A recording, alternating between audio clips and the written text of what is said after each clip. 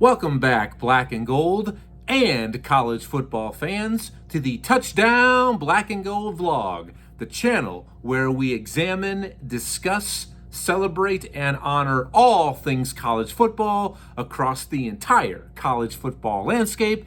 In other words, we've got everything covered college football here on the Touchdown Black and Gold vlog. Welcome back, everybody. I'm your usual host, Blair Parks. Holla at you, boy. It's great to be back with you. What's on the agenda and on my docket today on the channel is welcome to my 2023 Peach Bowl preview and prediction, which goes down this Saturday between number 10 Penn State and number 11 Ole Miss. A good old fashioned Big Ten SEC Big Ten matchup based on your conference of favoritism. But before I say anything more, I just want to say thank you for all that you college football fans have done this season for the Touchdown Black and Gold vlog. Everything is trending up. Views, likes, subscriptions, comments, everything is going as planned. It has been a smashing success thanks to you, but I need your help. I still want to find more college football fans just like you, so I'm setting a goal. Currently, I've got 235 subscribers.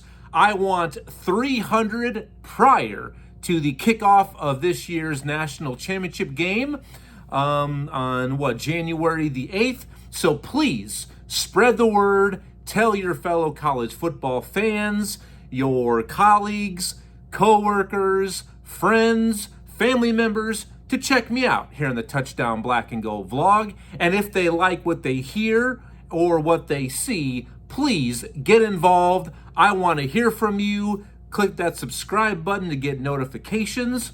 And as always, if this is your first time joining me here on the Touchdown Black and Gold vlog, I always encourage and welcome and want your feedback. I want you to get involved. Please participate. Exercise your right as a college football fan. Let your college football fan voice be heard. Please comment during this episode to anything and everything that you might hear in response to my critique, my analogy.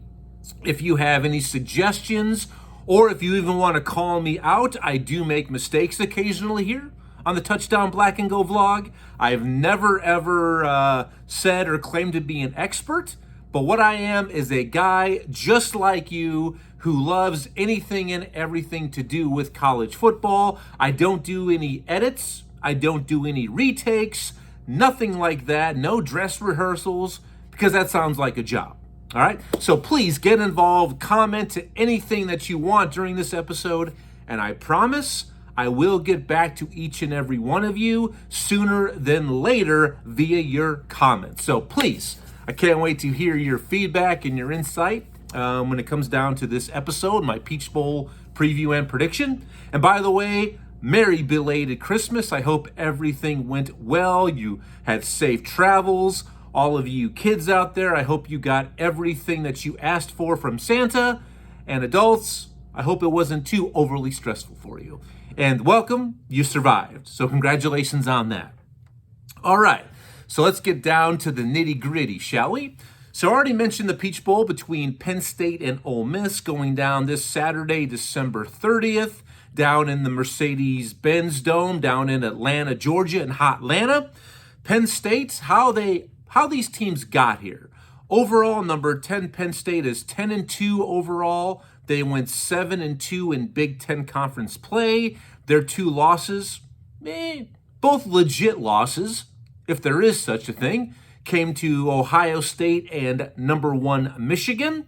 And Ole Miss also went 10-2 overall, 6-2 in SEC conference play. Same thing. Their two losses, if there is such a thing, very legitimate losses, at Alabama and at Georgia. So this is going to be a really, really interesting matchup. And I'll tell you why. I'll further dissect it here for you in a little bit. And I want to give a quick shout out to my boy, Timmy V, one of my colleagues, Mr. Penn State, Hopefully you enjoy the episode, my friend. And currently via Vegas, the handicappers have Penn State as a 4-point favorite. All right. So the reason why I really am excited and stoked about this matchup is the difference in styles. And when it comes down to college football, most of y'all know this. And yes, I just said y'all. Sorry, the Missouri in me is coming out. That different styles make fights. And that's exactly what we're going to have on display this Saturday when these two teams take the gridiron. Now, it's something I do have to mention. Living in the era that we are of transfer portal and opt-outs as far as getting ready for the NFL draft, I do have to mention who is not going to be playing in this ball game as far as major players for each team. So the transfer portal, when I looked at it for both of these squads, not really any major guys who have entered the portal, whether they've committed, found a landing spot yet or not, but not really any major individuals or cats who are in the transfer portal. But there are a couple opt-outs that I must mention. First, for Penn State, their best defensive lineman, defensive end, Chop Robinson. I love that. Chop Robinson has opted out for the upcoming NFL draft, which was not a huge surprise to anybody because he will be a first rounder. And now for Ole Miss, their best defender, period, who also happens to be an edge rusher, defensive end Cedric Johnson, who leads Ole Miss in sacks, has also opted out in preparation for the NFL draft. Now, there is also one potential opt-out for Penn State. That is offensive tackle Olu Fashanu. He has not officially said that he is going to opt out for the NFL draft. He has traveled to Atlanta. He is with his teammates, but nothing has come out officially if he will or will not play in this bowl game. And if he does not play, that would not be a huge surprise either. I mean, he will not only be a first-round draft pick, but he'll be a top 10 pick, more than likely the first offensive line off the board. So not a big surprise if he ends up not playing, but it sounds like to me, via what I've read and what I've heard via second hand, that he is most likely going to play, but we're not going to know anything until kickoff comes. So that's who will not be on display during this game. And it's not really something, when I look at this, they kind of cancel each other out.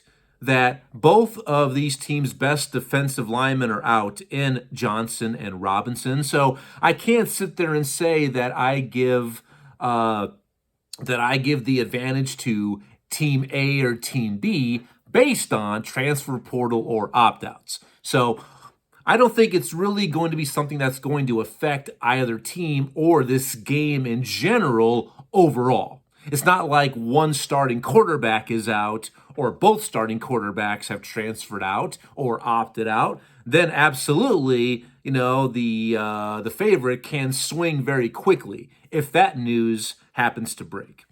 So that's who will not be in this bowl game. So let's get to this matchup in general. And please, guys, feel free. I want to hear you exercise your rights as a college football fan. Get involved. Please comment, like, share, subscribe, rate. So let's go ahead and look at this matchup in depth, all right? Now, after we look at this matchup, eventually at the very end of this episode, give me about 20, 25 minutes max, I will give you my overall prediction to who I believe is going to win this game, and I get it. I hear some of you first-time viewers, especially non-Big Ten fans, SEC folks who are watching are probably saying, he's gonna be biased for the Big Ten, being an Iowa Hawkeye fan. He's gonna be a Big Ten homer. That is completely inaccurate and false. All right. If you watched my last episode, my Cotton Bowl preview and prediction between Ohio State and Missouri coming up Friday night, spoiler alert if you haven't, please earmuffs, I picked Missouri to win that game. So right there proves to you I am not somebody who's going to just follow my conference to a T like some conference fans are. Oh, bless me. I got a little drainage going on here today. A little sniffles. So that's the proof right there. The proof's in the pudding. It's official. I'm going to give you how I see this game playing out based on the notes, my insight, and how I look at this game. So let's look at this matchup. And once again, I love the difference in style. I mean, if this was correlated to a March Madness game, it would be somebody like a Wisconsin that wants to play half court, slow it down. Hey, we're going to try to win the game 42-38 compared to a team that gets up and down the court like crazy. If you remember all those seasons ago, Lob City, Florida Gulf Coast. So I love when you have two different styles that when they come together and face off. And that's what we have in this bowl game. So it's going to be, when I look at this, it's going to be that historical matchup of a really good offense versus a really good defense. And overall, who is going to come out on top based on those teams' strengths. So let's start with Ole Miss. Ole Miss, we all know what this team is and what they want to do. Since Lane Kiffin took over down there in Oxford, and during his previous stops at Tennessee and USC, we know what Coach Kiffin wants to do. He simply wants to outscore you. He wants to unleash this offense at a quick pace and space, and light up that scoreboard. And to prove that, currently Ole Miss is the 15th best offense in the nation, scoring 34.8 points per game.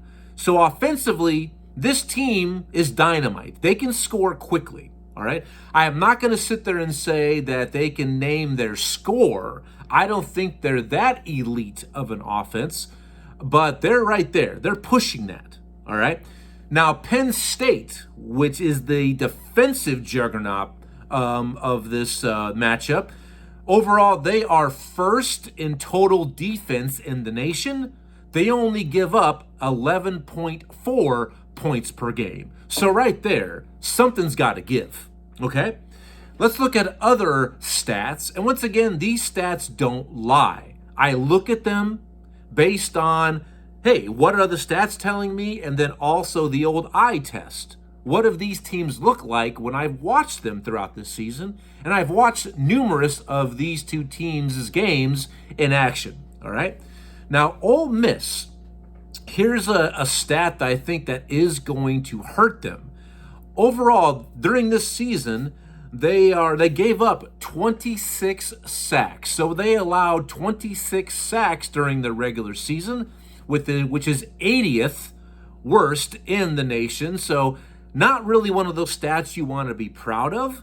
But on the flip side of that, Penn State's defense, they recorded 48 sacks. All right? And you guessed it, that's the most first in the nation.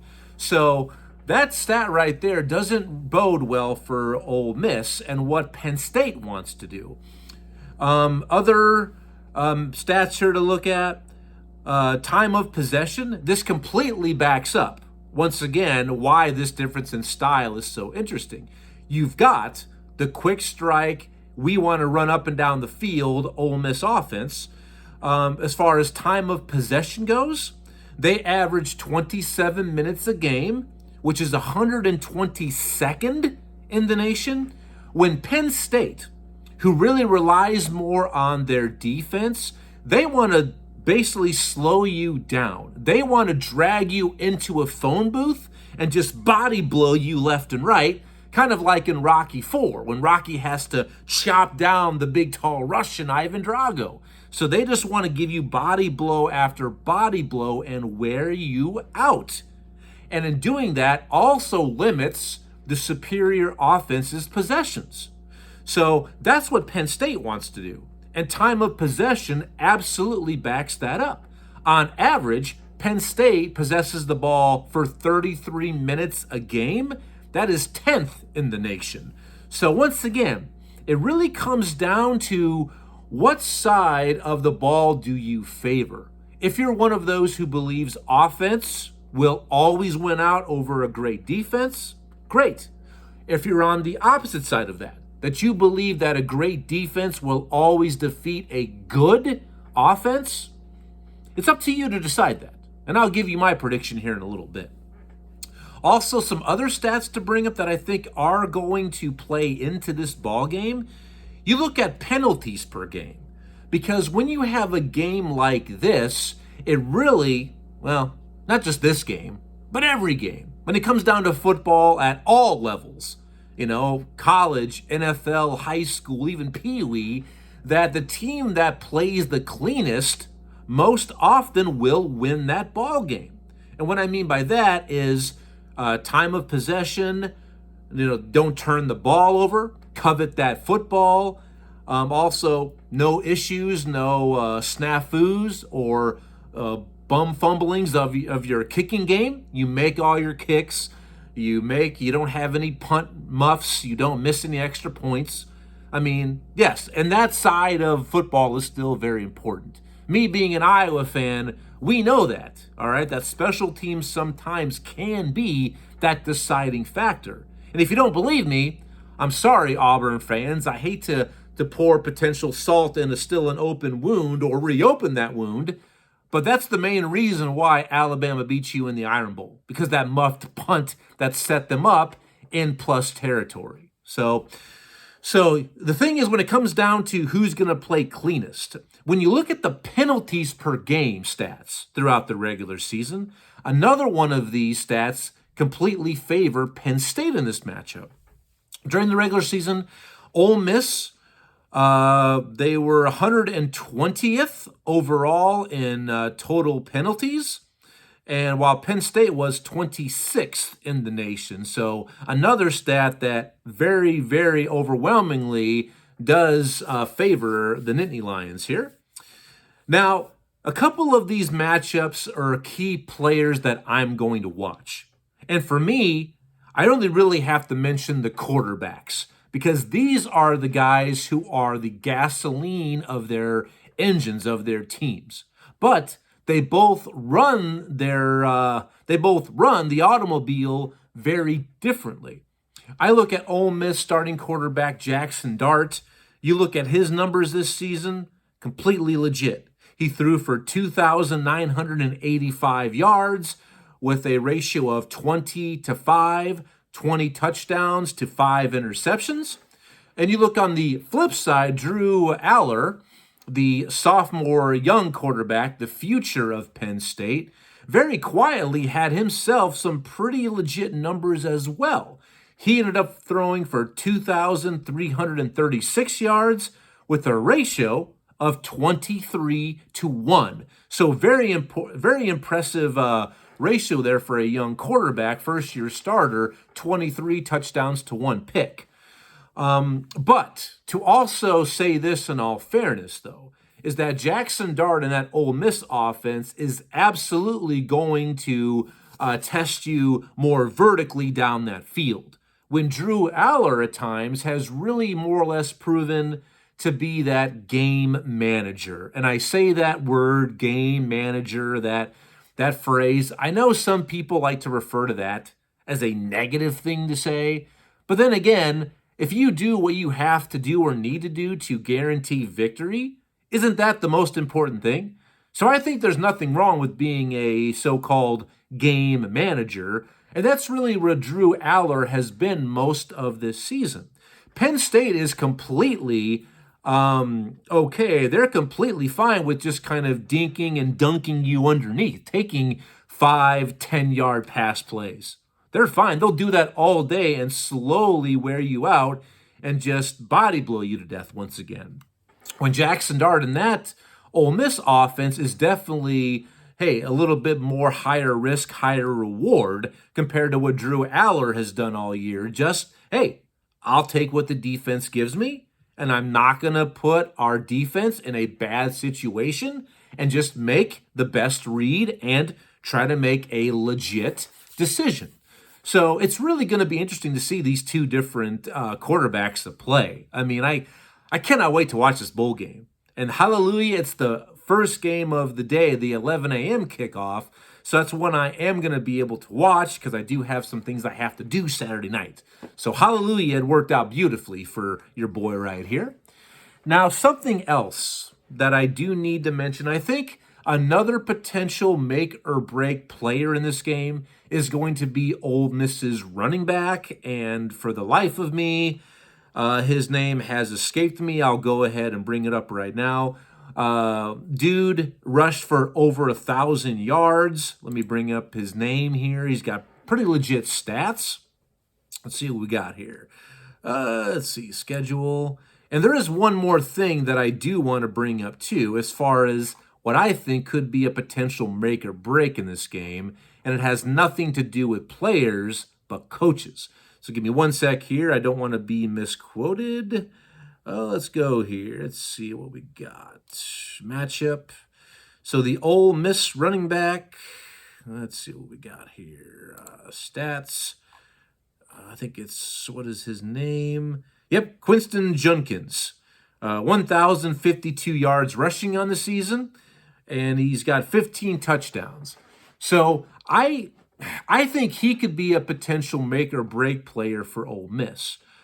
But we all know what Penn State's going to try to do to shut down that rush defense. I think the Penn State rush defense is either second or third in the nation, so something's got to give there, all right?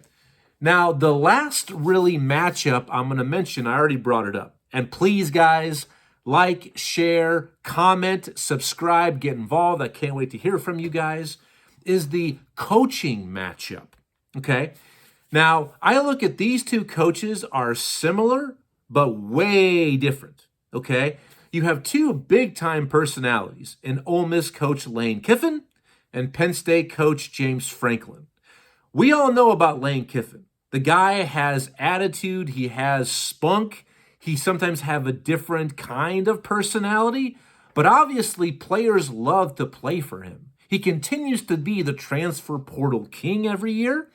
Now you have Penn State's James Franklin, who the only knock on him is he can't win the big game. He's a great recruiter, but he maybe can't coach.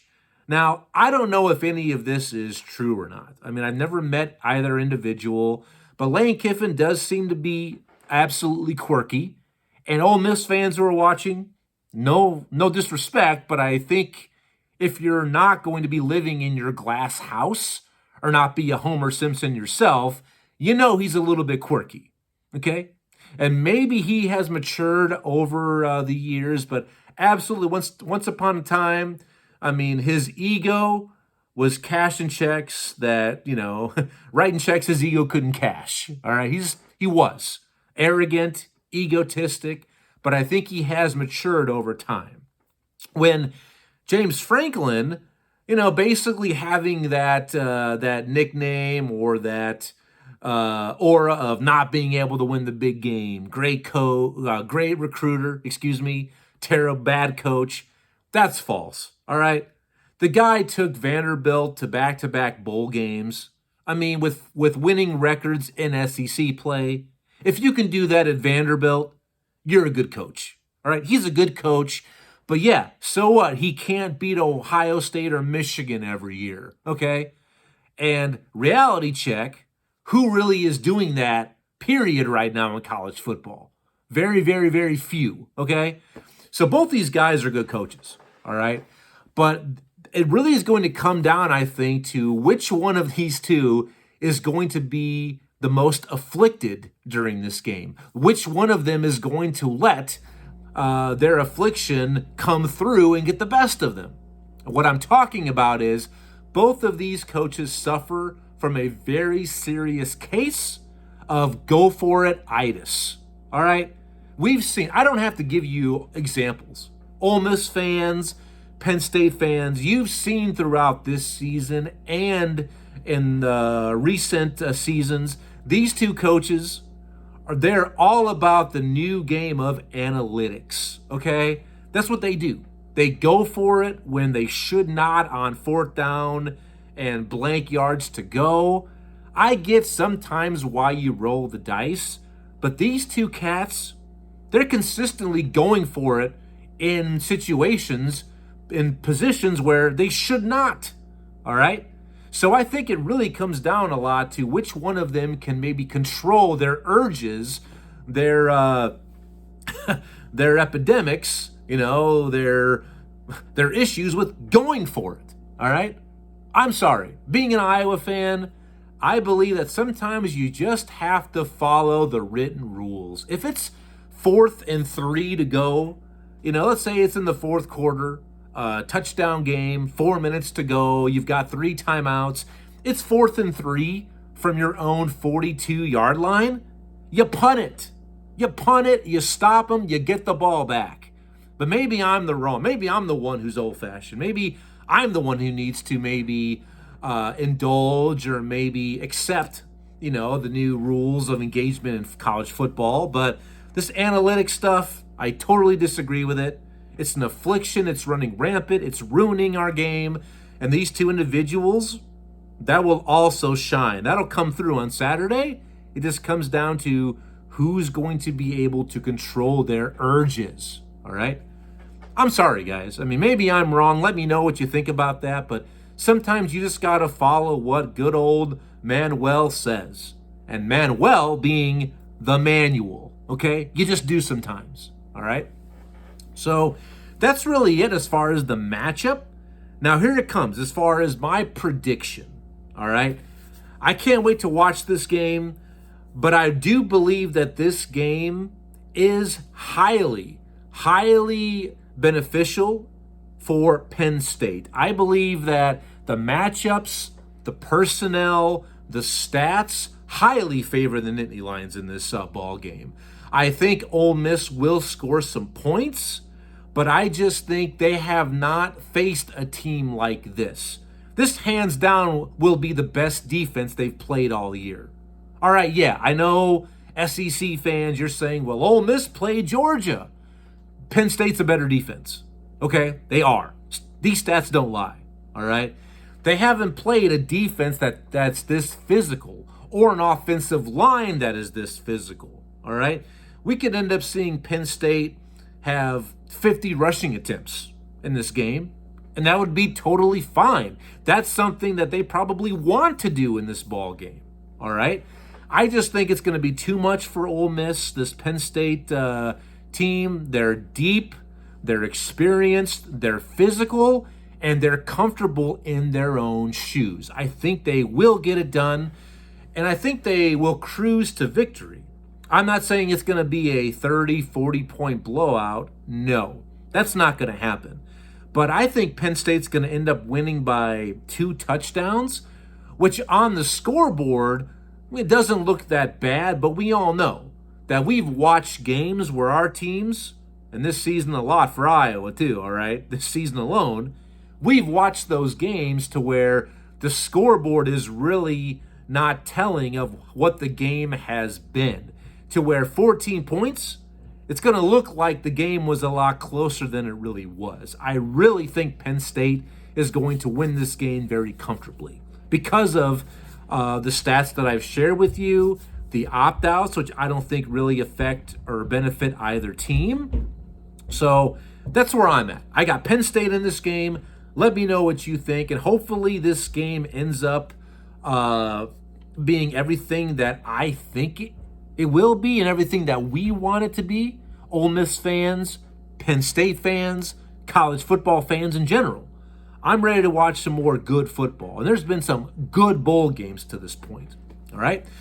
So that's my episode for today. Please remember, get involved. I want to hear from you. Please subscribe. Let's meet that goal of 300 subscribers prior to the national championship game.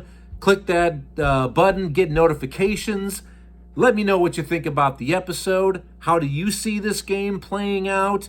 Or anything. If you want to agree with me or disagree, totally fine. If you want to call me a dirty SOB, well, I've been called worse. Please get involved. Can't wait to hear from you. Look for me next. I should be back early Friday morning with the granddaddy of them all, my Rose Bowl preview and prediction between number 1 Michigan and number 4 Alabama. So until then, enjoy the rest of your work week. Enjoy your days and breaks of school, all you fans.